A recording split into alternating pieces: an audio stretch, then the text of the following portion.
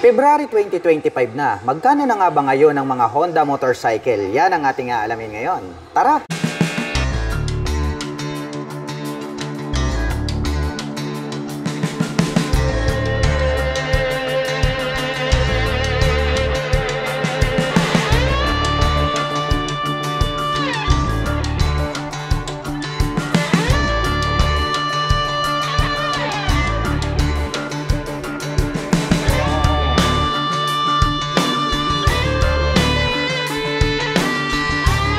Ito po ang pinakabagong Honda Giorno Plus 125 CBS. White color po yan. Habang dito naman po sa kabila, ito naman po yung kanilang black color. Ito pong kanyang headlight design is nahati po siya sa dalawa. Mayroon po siyang split na daytime running light dito sa gitna. At mayroon po yung high beam and low beam of course. At dito po sa bandang gitna, naka-emboss po tong part na to. Chrome color and then may silver sa gitna at may naka-intact naman po dyan na Honda decal sa bandang gitna. At ito pong kanyang mga turn signals is diamond type. Bulb type po yung kanyang ginagamit. At ito naman pong kanyang preno dito po sa harapan ay equip po pala ito ng combination brake system. Equip po ito ng single rotor disc brake with single pot caliper na Nissin brand. Naka-cast wheel po ito at ang sukat naman po ng kanyang gulong rito po sa bandang harapan, ito po ay mayroong sukat na 100 by 90-12. At pag-usapan naman po natin ang kanyang engine specifications. Ang bagong Honda Giorno Plus ay mayroon po itong 124.7 cubic centimeter engine displacement to be exact. Naka single cylinder, single overhead cam, 4-stroke with 4 valve. At nakakapag-provide naman po ito ng maximum power na 11.4 HP at 8,750 RPM. Habang nakakapagbigay naman po ito ng maximum torque na 11.6 Nm at 5,250 RPM. Naka-fully digital meter panel display, mayroon po itong 2-button selector dito sa bandang ibaba. At ang kanya naman pong mga button selectors dito sa kaliwa, mayroon po itong high beam and low beam, horn at turn signal selector. Habang dito naman po sa kabila, mayroon po itong idling stop system at ang kanyang electric starter. Pagdating naman po sa kanyang ignition, ito po ay naka-smart keyless system. Included na rin po rito yung kanyang fuel at set opener. Meron po itong integrated na utility hook dito sa gitna. At nandirito na po sa bandang harapan, ito pong kanyang fuel tank. Kaya more accessible kapag kayo po ay magpapagas. Mayroon naman pong door dito, buksan natin. Ito po yung kanyang front pocket. Pwede po tayong maglagay dyan ng mobile phones. At ang kagandahan yan, meron na rin po siyang integrated na USB charging port. So, pwede na po tayong mag-recharge dito ng ating mga mobile phones at gadgets. Gagamit na lang po tayo ng charging cable. At napansin ko lang ito pong kanyang handle grip is brown color po siya. The same lang din po sila ng kulay dito po sa kanyang upuan. Talagang napaka-classic ng kanyang dating. Brown color naman po ito pong kanyang seat cover. At dito po sa kanyang mga brake levers is chrome color po siya. At mayroon naman po ritong park brake lock. At ang Honda Giorno Plus 125 CBS ay mayroon po itong 780mm na seat height. Ngayon naman po ay susubukan nating sakyan para maipakita ko sa inyo kung gaano nga ba ito kataas. Wow, grabe, ang lambot ng kanyang upuan. Saktong-sakto pala para sa mga tulad ko na 5'6" in height. Ayan o, lapat na lapat po yung ating paa. At para naman po dun sa mga kababayan natin na hindi naman masyadong katangkaran, ay kayang-kayang i-manage po ito ng mga 5 flat and above. Meron po itong malawak na footboard. Silver color naman po ito pong kanyang integrated na grab bar. Silipin naman po natin ito pong kanyang tail light. Wow, naka-emboss po ito pong kanyang main tail light. Sa gitna mayroon po itong daytime running light. Sa bandang itaas naman po ito pong kanyang main brake light. At mayroon pa po siyang cover dito sa bandang itaas na chrome color. Ito naman pong kanyang mga turn signals is bulb type po siya na diamond shape. At ito pong kanyang rear fender pag ating sinilip, meron po siyang plate light, may added light reflectors at ito pong kanyang rear fender, ang kanyang nagsisilbing plate holder. Ang kanya naman pong cooling system, ito po pala ay naka-liquid cooled kaya maaasahan po natin ito pagdating po sa mga long rides driving purposes. Ito naman pong kanyang stock pipe is matte black color at mayroon naman po itong single exhaust. Silipin naman po natin ito pong kanyang engine. Matte black color po ito pong kanyang engine cover. May naka-intact na Honda. At may nakalagay naman po rito na ESP Plus, Enhanced Smart Power Plus. At ito pong kanyang rear suspension, ito po ay equipped with single shock absorber.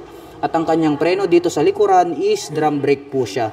At ang sukat po ng kanyang gulong rito sa likuran ay mayroong sukat na 100 by 90-12. At mayroon naman po itong fuel tank capacity na 5.4 liters. At mayroon naman po itong fuel consumption na 47 km per liter. Equipped na rin po ito ng side stand engine cut-off switch. At chrome color naman po ito pong kanyang pillion step para sa ating back rider. Mayroon pong slot dito na pag ating binalik ay hindi mo po siya halos pansin. Naka-hide po siya kaya plus points po yan para sa akin.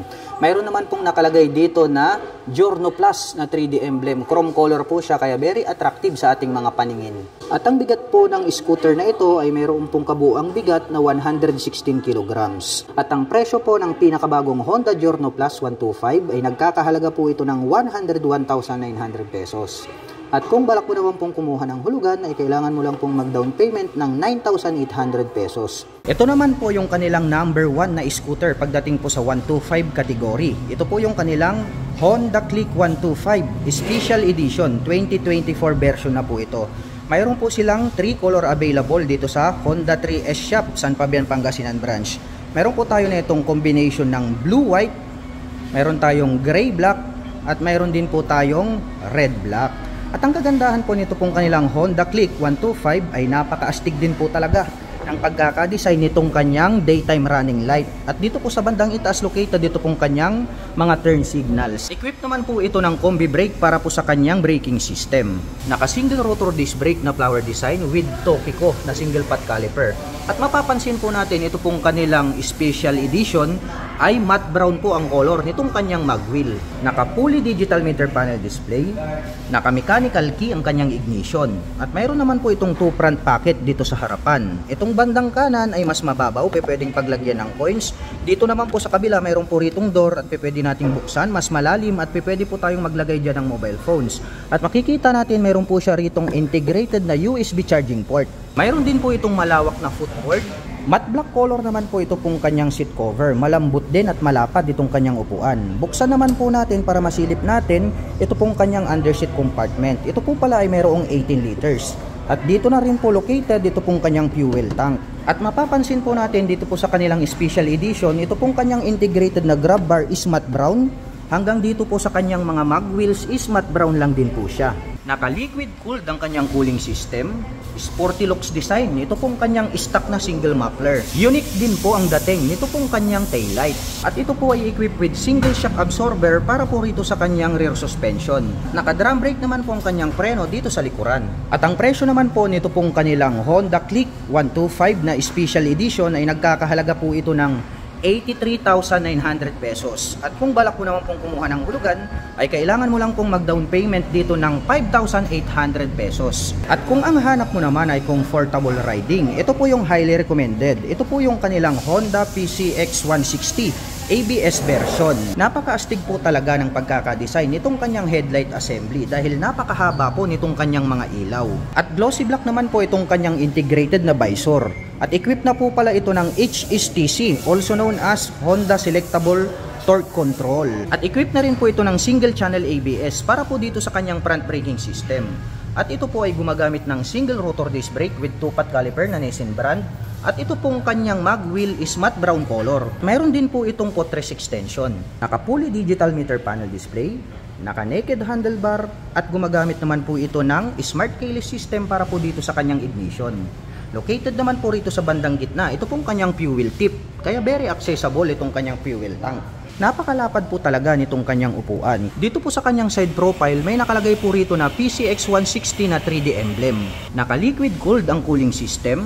Naka-dual shock absorber para po dito sa kanyang rear suspension. Naka-single rotor disc brake with single pot caliper na Nissin brand dito po sa kanyang rear braking system. Napakalapad din po pala ng pagkakadesign nito pong kanyang taillight. At ang presyo po nito pong kanilang Honda PCX 160 na ABS version ay nagkakahalaga po ito ng 149,900 pesos.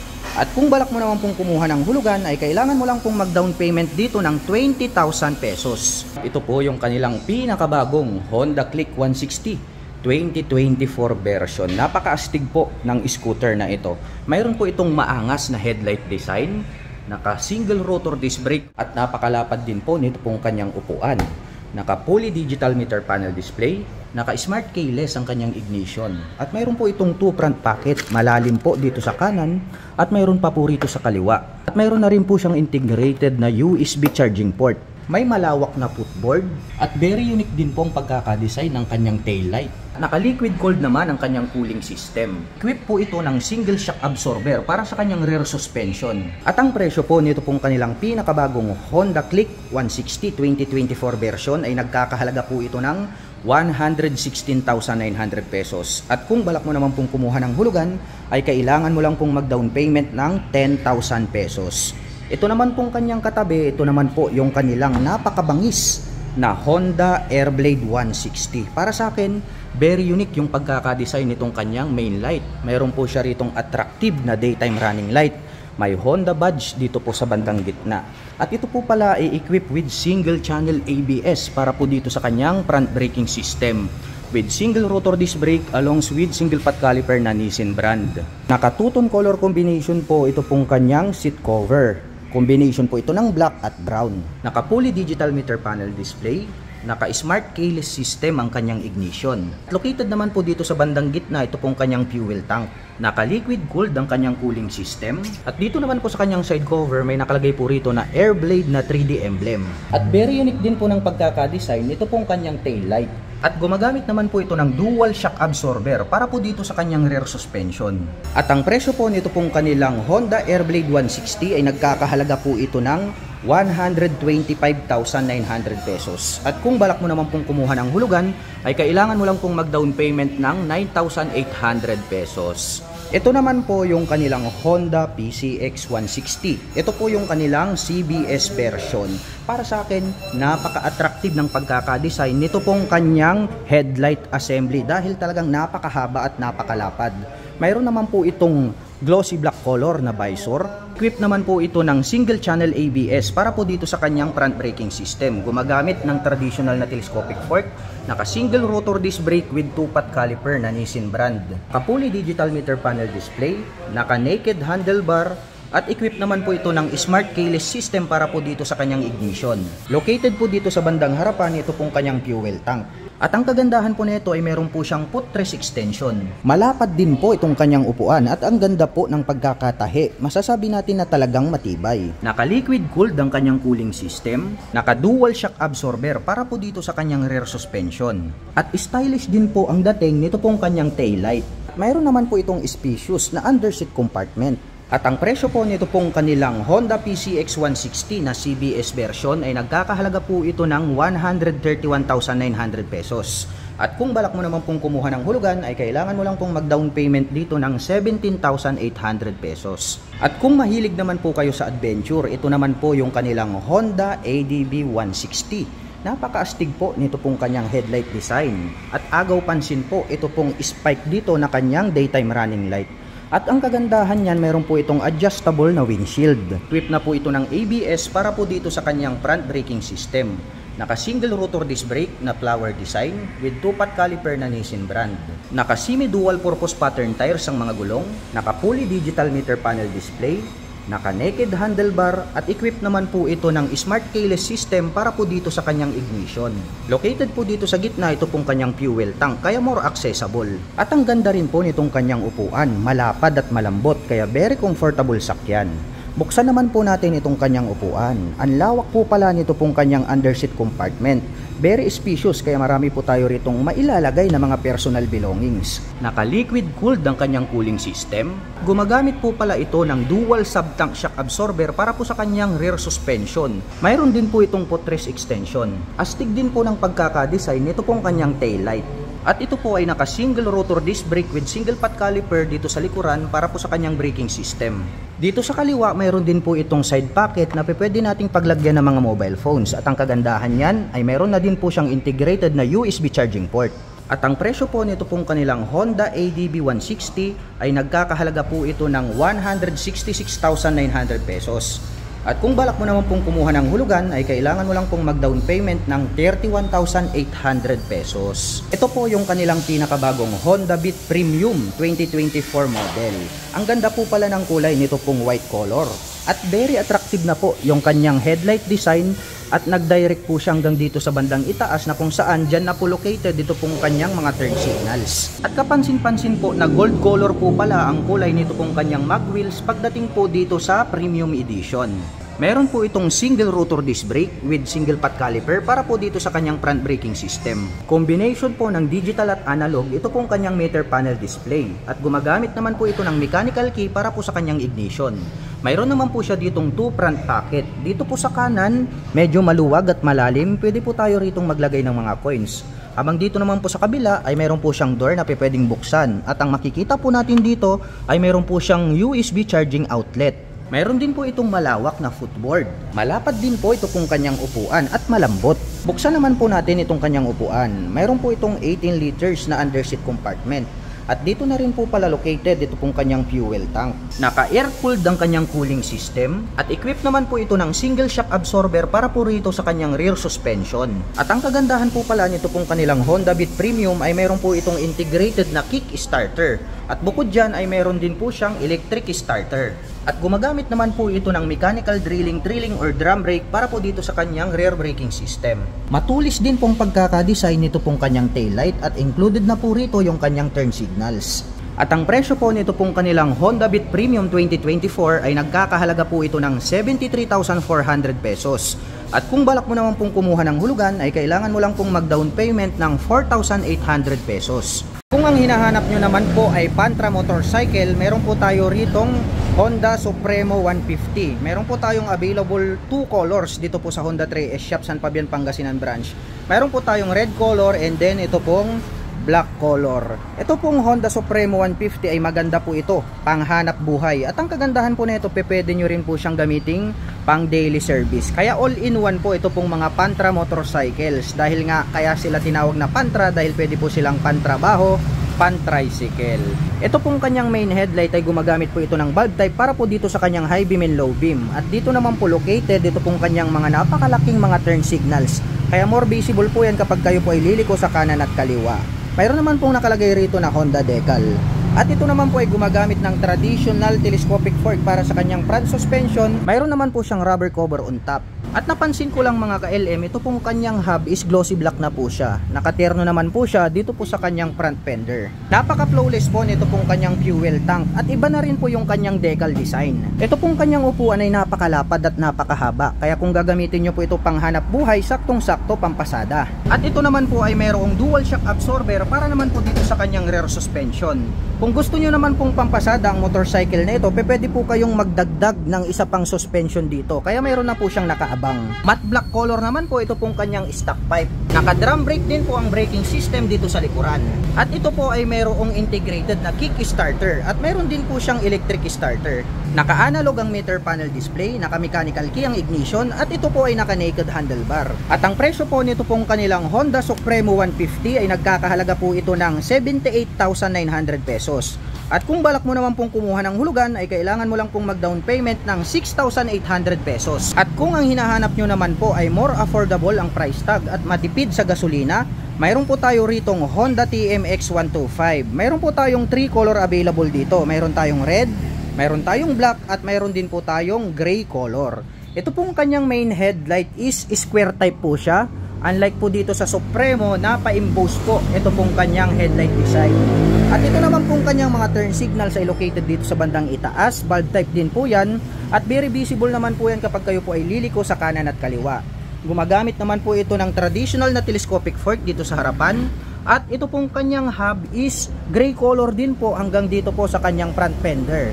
At ito naman po ay gumagamit ng mechanical drilling or drum brake para po dito sa kanyang front braking system. Naka-analog ang meter panel display, naka-mechanical key ang ignition at ito po ay naka-naked handlebar. Napaka-astig po pala nito pong kanilang gray color. Nagmukhang classic ito pong kanilang Honda TMX 125. Iba na rin po yung kanyang decal para po dito sa kanyang side cover. Malapad din po itong kanyang upuan at ang kagandahan niyan ay napakalambot. At mayroon naman po itong dual shock absorber para po dito sa kanyang rear suspension. Kung gagamitin nyo naman po itong pampasada, pwede po kayong maglagay ng additional dito na suspension. Kaya kung inyong mapapansin, mayroon na po siyang nakaabang rito. Simple lang naman po ang dating nito pong kanyang exhaust pipe. Naka-mechanical drilling or drum brake ang kanyang preno dito sa likuran. Box type naman po ito pong kanyang tail light. At ang kagandahan po nito ay mayroon po itong integrated na kick starter at bukod dyan ay mayroon din po siyang electric starter. At ang presyo po nito pong kanilang Honda TMX125 ay nagkakahalaga po ito ng 56,900 pesos. At kung balak mo naman pong kumuha ng hulugan ay kailangan mo lang pong mag-down payment ng 2,800 pesos. Ito naman po yung kanilang Honda Wave RSX Special Edition. Napakaangas din po pala nitong kanyang headlight assembly dahil nandirito po sa bandang itaas ito pong kanyang main light. Sumusunod po siya kapag kayo po ay liliko sa kanan at kaliwa. At dito po pala located dito pong kanyang mga turn signals. More visible po siya kapag kayo po ay kakanan at kakaliwa. At ito po pala ay equipped with single rotor disc brake with single pot caliper na Nissin brand ang kanyang preno dito sa harapan. Naka-analog ang meter panel display at gumagamit naman po ito ng mechanical key para po dito sa kanyang ignition. At ang motor po na ito ay naka-semi-automatic. Malapad din po itong kanyang upuan. Matte black color naman po itong kanyang seat cover. Naka-dual shock absorber para po dito sa kanyang rear suspension.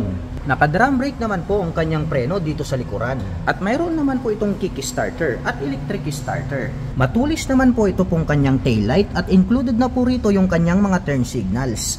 At ang presyo po nito pong kanilang Honda Wave RSX Special Edition ay nagkakahalaga po ito ng 64,900 pesos.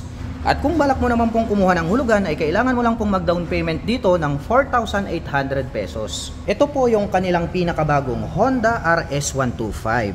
Ito pong kanyang headlight is gumagamit po siya ng bulb type at naka-emboss naman po rito sa magkabila ito pong kanyang mga turn signals. Mayroon din po itong maliit na visor, may nakalagay po rito na Honda decal. At ito naman po ay gumagamit ng single rotor disc brake with single pot caliper na Nissin brand.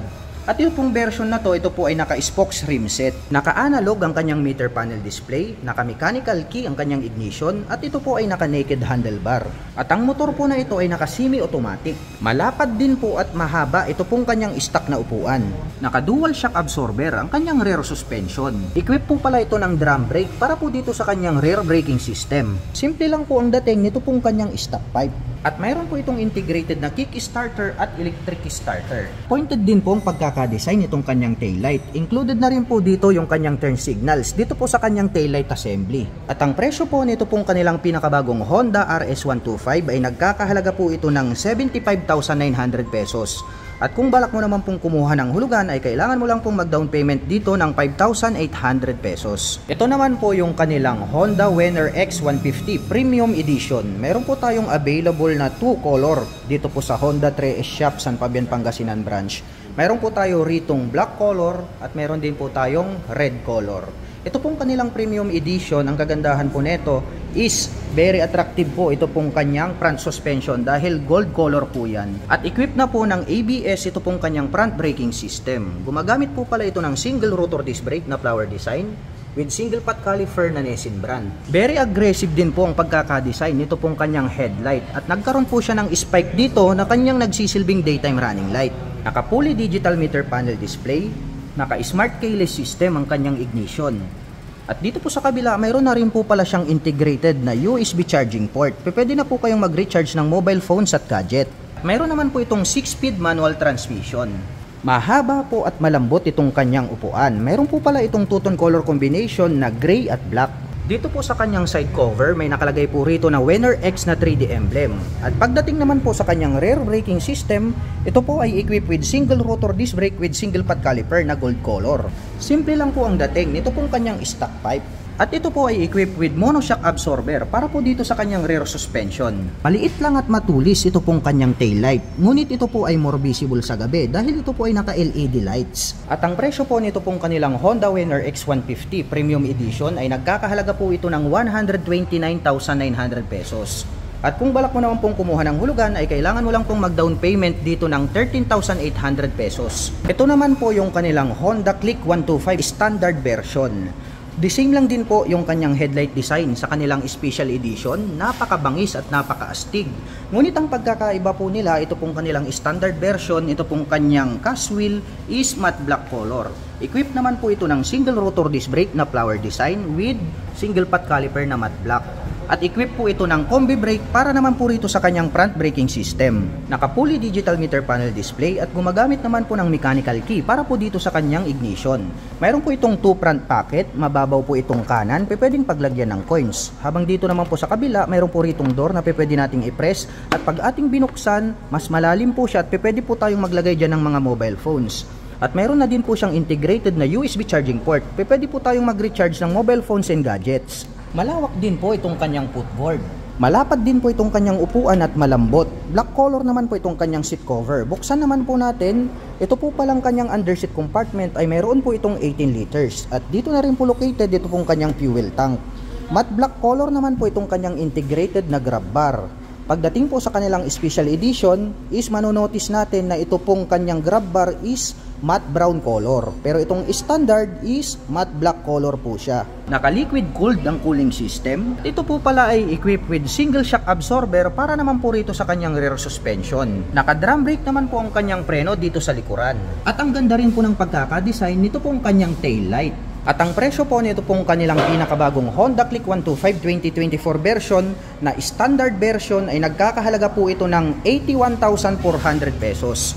At kung balak mo naman pong kumuha ng hulugan ay kailangan mo lang pong mag-down payment dito ng 5,800 pesos. At para naman po sa mga nakapanood ng video na ito at interesado pong maglabas ng mga Honda scooters ay maaari nyo po akong i-PM at i-message. At ako na din po ang magbibigay sa inyo ng pinakamalapit na Honda dealers sa inyong lugar para hindi na rin po kayo mahirapan. Hanggang sa muli, kita-kits po tayo sa mga susunod na scooter updates. Bye-bye!